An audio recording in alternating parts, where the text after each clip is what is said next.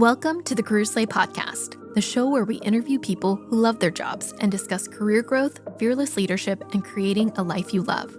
I'm your host, Kelly Poquiz Burke, a marketer turned executive coach, and I'm here to help you lead with courage and slay the fear in career. If you're a fan of these conversations and want to dive deeper into your own career and leadership questions, book a coaching discovery call with me at careerslay.com.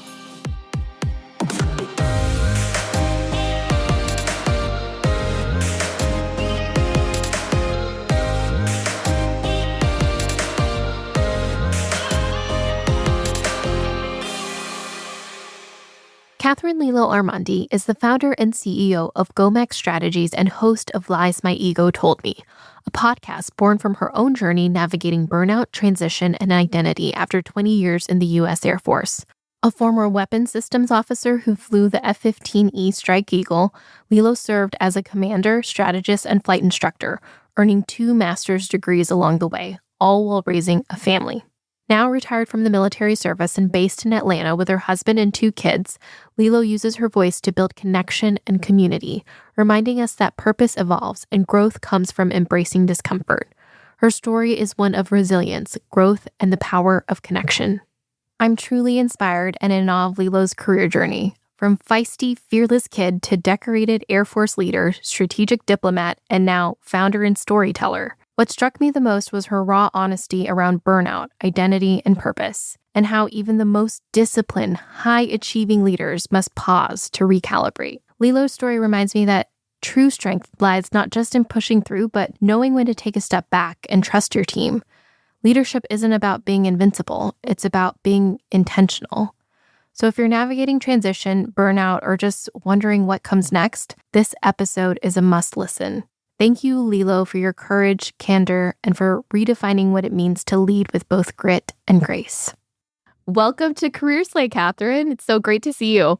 Thank you for having me. I'm so thrilled to have you here. So we met at a speaker training. Shout out to Heroic. Yes. But I feel like we've been kindred spirits and we're meant to meet and we're going to be in each other's lives forever. Oh, I hope so. That's so sweet. You've got such a fascinating background and career, so I want to dive into it. Tell us more about what you were like as a child and what your childhood was like. I was a very feisty, fiercely independent, highly opinionated, according to my parents, what you would call a bossy little girl. They did raise me to be somebody who was independent and driven. And I really appreciate that about them. I remember doing a lot of activities. Like I was on a baseball team where I was the only girl and did a lot of activities where I felt like, being a girl was a disadvantage. And my dad at a very young age instilled in me. He's like, no, you can do everything boys can do and more. And I really took that to heart, and hence the career that I had and why, when people tell me you can't or no, that just drives me to prove them wrong. I love it. Raising a strong-willed girl, I'm all for it. So what did you study in school? Where did you go? I ended up at the University of California, Irvine, go Anteaters. I thought I wanted to be a lawyer. So I did my undergrad in Criminology, Law and Society. So it was under the School of Social Ecology. So it had a lot of emphasis on psychology, and it had a lot of emphasis on public work. So urban housing and development was part of our studies, all of those things that affected the criminal justice system. And then I interned with the public defender my junior year, I think, of college. And I realized I did not want to be a lawyer because having to interview defendants who I truly believed were guilty really weighed on me. And I just realized I couldn't do that. And I didn't want to do that anymore. So my dad had really encouraged me to join ROTC, so Reserve Officer Training Corps with the Air Force, to kind of explore other options. I was very resistant, but I ended up really liking being around highly motivated people and people that were driven and had a purpose. And then just by chance, I decided when I was at like boot camp for the summer, which happens between sophomore and junior year, that I would take an opportunity to go fly. And then I just kind of fell in love with flying. I never had it on my radar at all as a job, but I think it's one of those really binary experiences where I call it love at first flight. You either love it or you just hate it. And I loved it. And I didn't realize like that was a job that people get paid to do because we're flying around. I'm like, I can't believe you just get paid to come up here and fly airplanes. This is crazy. So I decided to pursue a career in aviation. And yeah, then 20 years later, I did a full career in the Air Force. That's incredible. So tell us more about, what inspired you to become a Wizzo, what that is, and what was your journey like in achieving that goal? So after I decided that I wanted to pursue a career in flying, because I had really originally joined ROTC to explore becoming an intelligence officer or becoming an OSI, so Office of Special Investigation, like hopefully getting to the FBI one day. And then realized that flying was just kind of this incredible opportunity. And if I didn't take it then, I was not going to be able to take an opportunity at all. So at the time, and still to become a pilot in the Air Force, there's a 10-year commitment. And I was, 19, 20 years old. And I thought, oh my gosh, 30 is so old. Like 10 years is forever. I don't think I could commit to that. So funny, right? So there's other jobs in aviation where you get to fly that are not necessarily pilot specific. So I became a weapons systems officer, a Wizzo. The easiest way to explain it for the old and the young is that I had Goose or Bob's job. So whichever Top Gun you're closest to, I was that person. So everybody loves Phoenix's Bob. backseater. Yeah. Yeah. I mean, he's a man, right? So, I wanted to fly and I wanted to fly jets. And there's one job in the Air Force that's not a pilot that does that. And it was being a Wizzo. And that was a 6-year commitment, which is a little bit more comfortable for me to accept. So off I went on my career, training, beginning to end to when I became a fully qualified Wizzo in the F-15. It was almost 3 years of training. And I flew the F-15 for about 5 years total and then transitioned to different aircraft and then different jobs in the Air Force.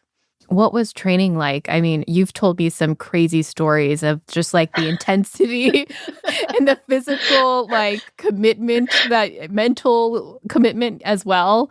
Training was, I don't think you can mentally prepare for that, especially me coming from Southern California. Like I was your typical Southern California girl, just bebopping around, going to school, go to the beach, go to the mall.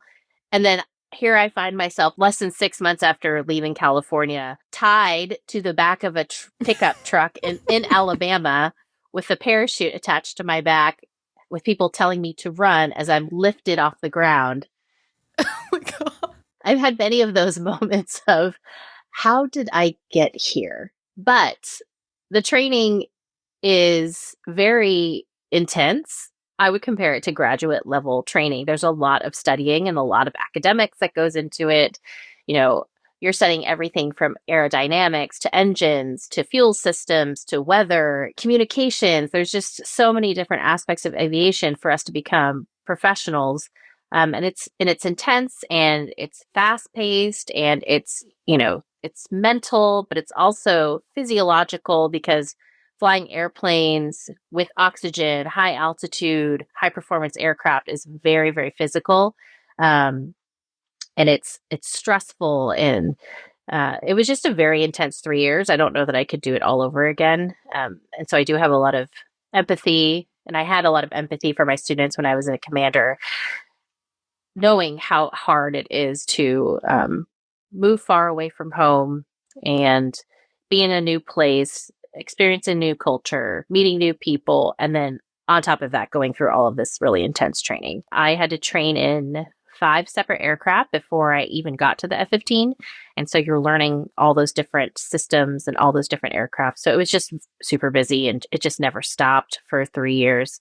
And even still, after you get qualified, you're always studying because there's always new technologies, new adversaries, new tactics that you have to understand. Yeah, it sounds so intense. And I got vertigo just from doing yoga once, so I'm pretty sure I would not have survived the parachute activity. I would not have survived any of the training. Literally, I'm the Dramamine person on a road trip. So more power to you. What happens after you get out of training and you're launched into your career and your job? What's a typical day in the life like? The typical day when you're a young officer is really to focus on becoming a great tactician and a great aviator, whether that's pilot or Wizzo. And everything's based on takeoff time. And we usually show up about 3.5 to 4 hours prior to that to start planning, because you're planning for those missions every day. There's so much preparation and so much attention to detail that goes into it, and those briefings to make sure that we're executing as best we can, because you only have as much time in the air as much gas as you have. And so usually our missions are about an hour, hour and a half, depending on what we're doing. So then, you go out to the airplane, strap in, start the jet. It's not just like starting a car. Like, it takes time. You have to test all your systems before you take off. And we always take off in formation. So you got to make sure that your wingman is ready to go. And then you're flying out to the airspace to fly your mission, and you come back and then you debrief. And debrief is really where all the work happens. And you're critiquing like every single thing. We're looking at pacing, the way you're talking, the communication, even your switch actuations. Did you like click the right switch at the right time? Like, everything is debrief. So it's very rehearsed. And so that intense training is what allows us to, make decisions in combat when there's time critical issues that happen. Yeah. So there's I'm hearing a level of precision and discipline in each training and each mission that you're flying. How does that inform kind of like your principles as a leader or, in leading a team? You want to expect the best from people. And that's a very challenging environment to be in sometimes, because most of the people that were going to fighters were usually at the top of their class. So you've got like top of the class now all competing with each other. So it was very intense. I think from a leadership perspective, you have to understand that like perfection is not possible. There will always be mistakes, and there's always room for improvement. Even if you had a near flawless mission, there's always a learning objective that you can take away. At the same time, you don't want to be constantly critical. So just being cognizant of that as a leader, and, understanding where your own limitations are and helping people understand where their limits are is really important. How do you stay focused and resilient under that extreme pressure? I can admit that I'm not always the best at it. I think my own self-care would go by the wayside very easily. So in that community, I think it was really good. And I think in aviation and in the military across the board, we do really try to look out for one another. The military is the biggest team sport that there is. It's not about an individual. It's about the collective, making sure that we are holding each other accountable, and then making sure that we're watching out for each other is hugely important, because it is very intensive, and very often, obviously we go to war. It is a life or death situation. So you do have to be cognizant of limits. Yeah. Yeah. And I think it's understanding like when your limits give out, it's like you've got that team to fall back on, and the importance of collaboration and trust in those moments. Yeah. And as a leader for my own self, like I found myself when I was my like second to last and probably biggest leadership position, where I had a squadron of 600 people, I definitely hit burnout. And it was really like my team, my direct advisors and, my direct, deputies that really helped me get through that. An organization shouldn't fall apart just because the leader isn't there all the time. And so when I needed to take a knee, the team was in a really good place to be able to allow me to take a breath. And that I'm really grateful for that. And I find that some people think that they can't take a break as a leader because they think it will collapse. But if you've really, I think, done a good job, and if you really have empowered your team, they should be okay. You had such a long military career. What were some of the different experiences and jobs that you held throughout your career? My first operational assignment, so my first real fighter squadron after I was qualified, was in England. So that was like my dream, was to fly F-15s and move to England. Right before I left England, I was in a position as an executive officer. So I think the easiest way to explain it was like an aide or a personal assistant to the base commander. So it was a really eye-opening experience for me to be able to work so closely with like the highest ranking person on the base and really see behind the curtain of what they were doing, because he's basically the mayor of a town. The base has like tens of thousands of people on it. Then I went on to I've had multiple leadership positions. So a flight commander, which is like those probably the lowest tier, where you have about like 14 people that you're taking care of. I've moved up through different higher tier jobs. I did like standardization and evaluation at the squadron level. I did about 11 years straight of flying. So I went from flying the F-15 and then I went back to the States to become a flight instructor on one of the aircraft that I had trained in previously. But about year 11, I took a break, which was a career broadening opportunity where I was allowed to go to school full time and pursue a master's degree. So I did that, and being a full-time student, getting paid to be a full-time student is pretty awesome. Yeah, that is awesome. Yeah, I highly recommend. And then for my second master's degree, they sent me in residence to be full-time. Once I finished that master's degree, I was qualified to be a political military strategist. So I ended up going back to England, which kind of was where I wanted to go personally and kind of where my expertise lied. To go work as the chief of international agreements. So I worked heavily with the Ministry of Defense and especially the Royal Air Force, obviously, because they were our partners, to work on agreements that had to do with basing issues, training, exercises, airspace, you name it, anything that had to do with like the US and the UK military. I had a hand in. And I worked on their F-35 program. So the F-35 is just this massive partnership. And the UK happens to be our most critical ally.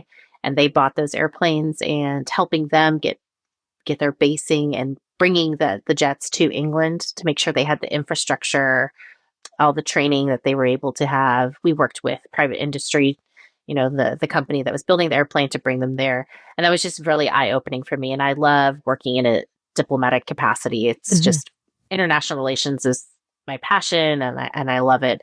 And that was just a great experience. And then after that, I worked in recruiting, which was not on my bingo card at all. I had zero interest in going to recruiting, but there was this really cool opportunity to stand up this new endeavor that was something that the Chief of Staff of the Air Force was focused on.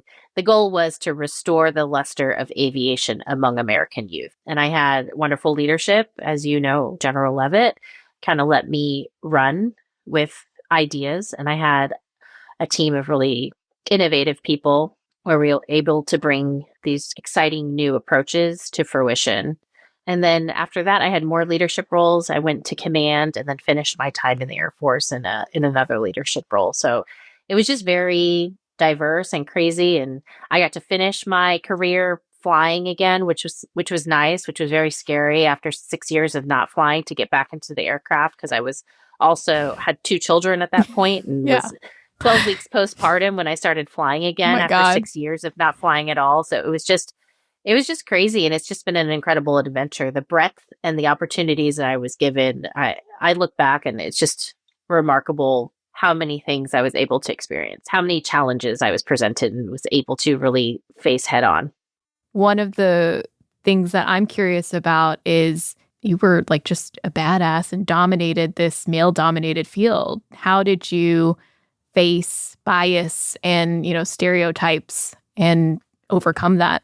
Well, I'm equally envious of people in private industry because I can't do that, right? And it's interesting when you and I shared stories.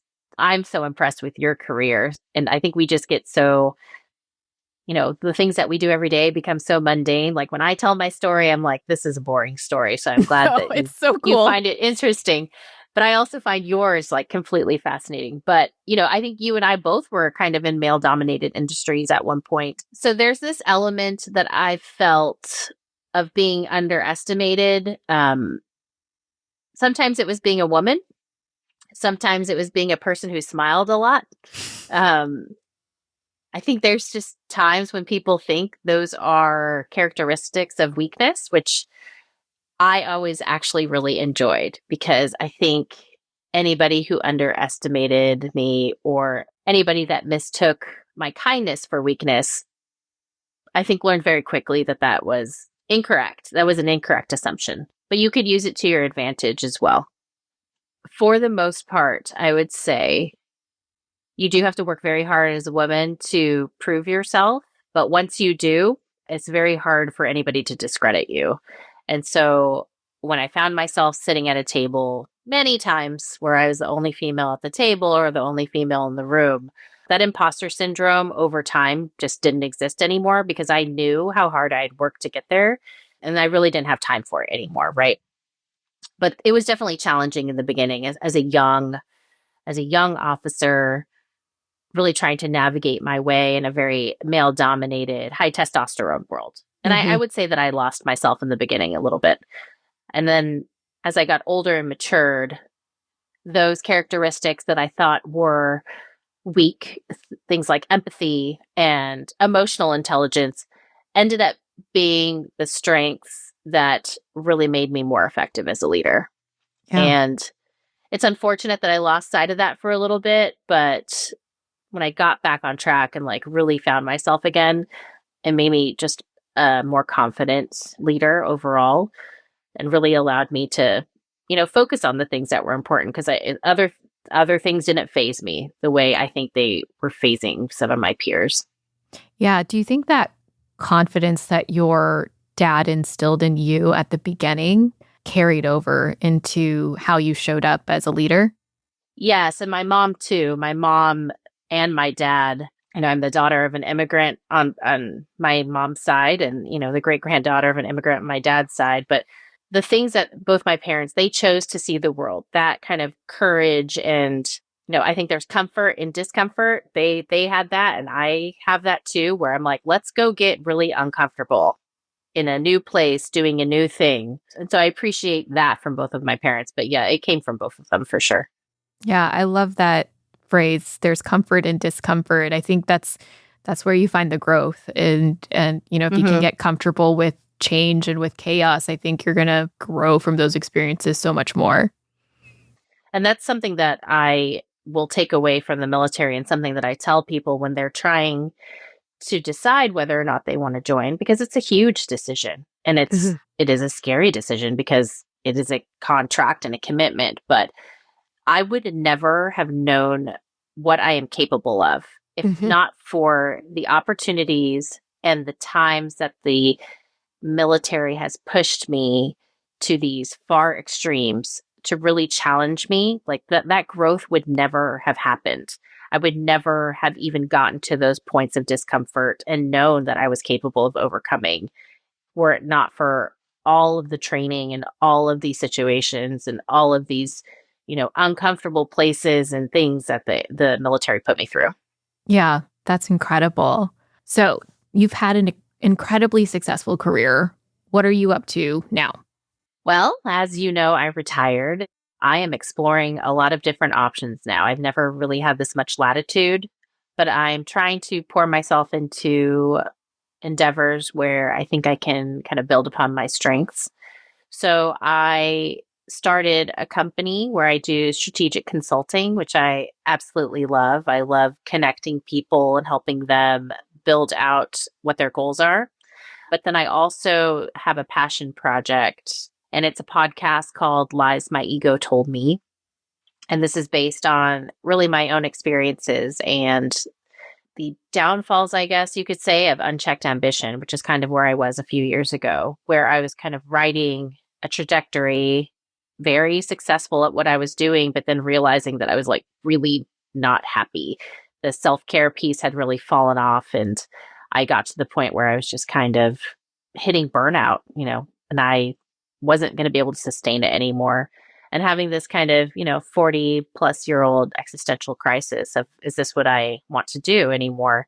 And while I loved it, I loved my career in the military and I would love to have kept going, the circumstances in my life, there are so many variables when you have kids and when you have two careers to manage and when your parents have ailing health, my priorities shifted tremendously. So I decided to retire, kind of take a step back from that grind and pursue motherhood and focusing on that for a little while and kind of reprioritizing what was going to make me happy. And so the podcast, each episode is a lie that somebody has told themselves, and we kind of work through what their truth is now. I think all of us are on a journey of seeking our own truths. And I think in this world now, especially, that we are all really hitting points of high stress. And I found when I talked about my story that there were so many people in a very similar situation and we were kind of doing it in silence. I hope that this podcast kind of brings people together and makes them feel less alone. Wow, what a beautiful endeavor. And I think a lot of people are going to hear your story and to listen to the podcast and just get more insight on what it is to, be your most authentic self and to live your most authentic life. I think that's pretty powerful. Right. And how to live life now. Like it's not the same life that our parents, our grandparents for sure, but even our parents could live. It's not just one person's career that can sustain for 50 years till retirement. That's just simply not feasible anymore. And so how do we successfully raise our families and successfully navigate two careers?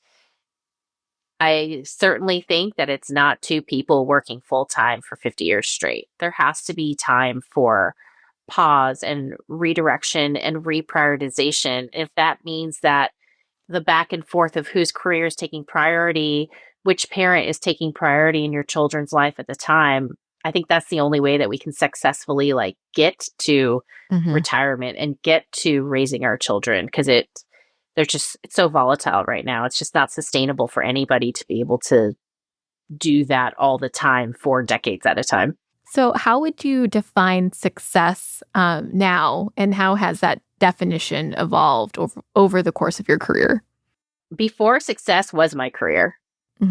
It was just, I want to be financially stable, which I still do. I think that's critically important, financial stability. But it was all about me having a really cool career. And now I realize that, being happy, and that took time for me to realize that being happy is very important and should be a priority, because for many years, my happiness was not a priority at all. I was just kind of addicted to the dopamine hits of accolades and work. But happiness is priority. Your health is a priority. And the one thing that nobody can make more of for anyone is time. And so now I really measure my success in the time that the control and the flexibility that I have with my time. And that has been the thing that me and my husband have really focused on, is how we want to spend our time, how we plan on spending our time. I want my husband and I to retire younger and live life together. It's really scary when we were looking at statistics of pilots, commercial pilots, and for FedEx and UPS pilots, so transit pilots, their average life expectancy is 67 years old. They retire at 65. We don't want to do that. We want to retire earlier so that we can enjoy life. I don't want to work to die. So it's just very scary to think about it in those terms. But yeah, having time with our family now, figuring out whose career is in the driver's seat at what time in our lives so that we can each be present with our children is really important. And I'm really grateful that, as a retiree, that I have that financial stability and that my husband has a great career right now. Yeah. It's just not everybody does. But it did take a lot of hard work to get to that point. Yeah. What would you tell aspiring young people who want to go into flying? What advice would you give them? I want everybody to dream big. You know, you can achieve great things and be fulfilled. I think you need to find something that fulfills you, but then understand that it's not instant gratification and it will take time. You know, hard work and time are two things that you do have to give to get to those, to get to that success that you're looking for. But if you're looking for a career in aviation, I really encourage people to look for the free money that exists out there. There are so many scholarships and so many financial opportunities for you to get that money, because aviation is very expensive. Mm-hmm. People that pay out of pocket, I'm always just like so shocked about how much money they're going into debt for to get those degrees. Mm-hmm. But there are so many different jobs in aviation. You know, like I said, dream big, but explore all the options, because you just never know which one of those you're going to fall in love with. And that's kind of like how I got into my job. Like, I was just dreaming big. I want to see the world. I want to do something with purpose in my 20s. And then I just happened to fall in love with aviation. So, you know, stay open-minded, you know, embrace that unknown. You just never know when you're going to fall in love with something. So you mentioned purpose. What role does purpose play in building a fulfilling career? I am one of those people that believes if you're doing something you love, you're not working at all. I don't mind hard work. I like working hard. I like problem solving. I love a challenge. So for me, it's not about making money. I do need to be fulfilled in what I'm doing. Because if I'm going to spend time away from my kids, or if I'm going to sacrifice anything financial for our family, it better be for something that I'm passionate about and that I believe in. Again, I'm lucky that I'm in a space that I have that flexibility, but I hope people eventually work towards that. Some people just go to their job to get a paycheck, and I use the example of my brother. He's like, it's just a job, and what I do when I'm outside of work is my true life. And I love that for him. It's just, we just spend so many hours at work, and you talk about this all the time. We spend so much of our life at work. Mm-hmm. If I'm going to be doing that, I want to be getting that fulfillment from it. Yeah. And I think when you find a career or some type of work that does fulfill that purpose, like, work just lights you up, and you don't mind the hard work. You don't mind the struggle. It gives you a little bit more grit because you're motivated by the mission. You're motivated by that higher calling or purpose that you're working towards. Mm-hmm. And everybody has a role. And I think that's why it's so critically important that leadership is effective. Having purpose and understanding your role and in that mission of a team, like you said, purpose is hugely important no matter what your role is in that team. Yeah, that's incredible. So looking back, what advice would you give your 20-year-old self? My advice to my younger self is what I've found to be my most important mantra, which is to embrace the unknown. I have found so much comfort in discomfort. You don't have as much latitude and forgiveness as you do at the first day, the first 6 weeks or 6 months of your job, right? It's like the only time you can say, I don't know. But finding out and like doing the research, asking the people, understanding who's who in the zoo when you're in a different team, that's like the best time to like really understand your organization. And it's the least stagnant and the least complacent you'll ever be, right? Because you're scared and you're like running on adrenaline, and saying, I don't know, and being the dummy in the room is so uncomfortable. But that's what really like motivates you to do well. And so I am, again, very grateful that I have been uncomfortable like daily many times in my career, but been the new person, been in a new job, been in a new base, you know, many, many times. And I almost get to the point where I'm like excited to start something that I know nothing about. One, because I'm going to learn something new. And two, because you do have that small time of forgiveness to not know the right answer and to really like grow and get that breath. Yeah. I mean, it's so important to get more comfortable with discomfort and get more comfortable with change. I just find so often that we get stuck and nobody questions the status quo. And then time goes by and you're like, something usually catastrophic happens. You're like, why have we been doing it this way? Mm-hmm. That opportunity to be the fresh set of eyes is just really special. And it doesn't happen often. Yeah. If you had to sum up your career in 3 words, what would those be? Gratitude.